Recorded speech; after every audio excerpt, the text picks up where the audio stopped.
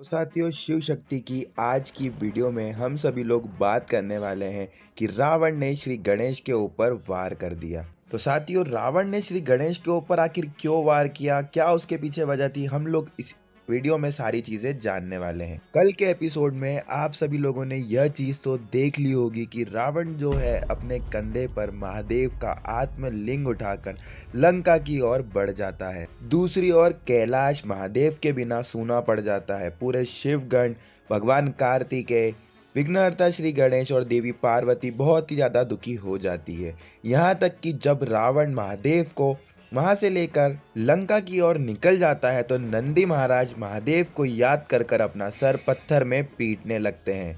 अपनी माता को दुखी देखकर श्री गणेश विघ्न हरने का प्रण ले लेते हैं। वह अपनी माता से कहते हैं कि अगर मैं पिताश्री को वापस कैलाश नहीं लेके आया तो मैं शिव और शक्ति का पुत्र नहीं। उसके बाद आखिर देरी कैसी, विघ्नहर्ता श्री गणेश एक बकरी चराने वाले बालक का भेष बनाकर रावण के सामने चले जाते हैं।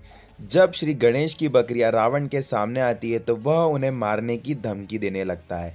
श्री गणेश रावण से कहते हैं कि बाबा, आखिर क्यों आप मेरी बकरियों को मारने का सोच रहे हैं। धीरे धीरे भगवान श्री गणेश दशानन रावण से बातचीत करने लगते हैं।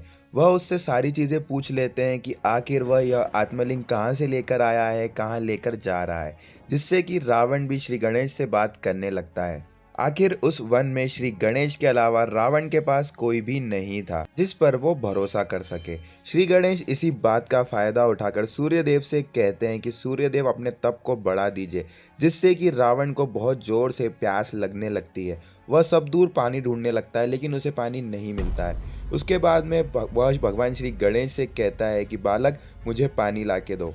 भगवान श्री गणेश जब रावण को जल का एक लोटा देते हैं तो रावण उसे पीता है और फेंक देता है। कहता है कि इतने से जल से मेरा कुछ भी नहीं होगा, मैं लंकेश हूँ। भगवान श्री गणेश वरुण देव से कहकर पूरी जगह पर वर्षा करवा देते हैं, जिससे कि रावण की जो प्यास है वो तो बुझ जाती है, लेकिन रावण इतना जल ग्रहण कर लेता है कि उसे लघु शंका आ जाती है। अब यह बात तो हम सभी जानते हैं कि महादेव का जो आत्मलिंग है वह इतना पवित्र है कि हम ऐसी किसी भी गलत चीज को महादेव को अपने कंधे पर बिठाकर नहीं कर सकते। रावण कोशिश करता है कि वह अपनी इंद्रियों पर काबू कर ले और अपनी लघु शंका को रोक ले, लेकिन श्री गणेश उसे अपनी बातों में फंसा लेते हैं और कहते हैं कि आप बाहर से तो पवित्र बनते हैं बाबा, लेकिन आप अंदर लघु शंका को लेकर चल रहे हैं, जिससे कि महादेव अपवित्र हो रहे हैं। फिर श्री गणेश वरुण देव से कहते हैं कि अब समय आ गया है कि आप रावण के पेट के भीतर जाकर उसे मजबूर कर दे कि उसे लघु शंका के लिए जाना ही पड़े। अब समय आ गया था कि रावण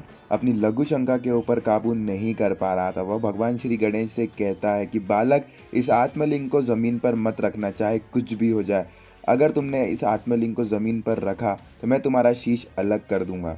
जैसे ही रावण लघु शंका के लिए आगे बढ़ता है, भगवान श्री गणेश आत्मलिंग को जमीन पर रख देते हैं, जिससे कि रावण बहुत ही ज्यादा क्रोधित हो जाता है और भगवान श्री गणेश के ऊपर प्रहार कर देता है। रावण को यह बात मालूम नहीं थी कि वह बालक भगवान श्री गणेश है। वह बिना चाहते हुए भी उस बालक के ऊपर यानी भगवान श्री गणेश के ऊपर प्रहार कर देता है। देवी माँ इस बात से बहुत ज़्यादा क्रोधित हो जाती है और अपने प्रचंड रूप में आ जाती है। अब देखते हैं आगे क्या होगा। आगे बहुत ज़्यादा मज़ा आएगा। वीडियो पसंद आई हो तो वीडियो को लाइक कर दीजिएगा। ऐसी वीडियोस रेगुलर देखने के लिए चैनल को सब्सक्राइब कर दीजिएगा।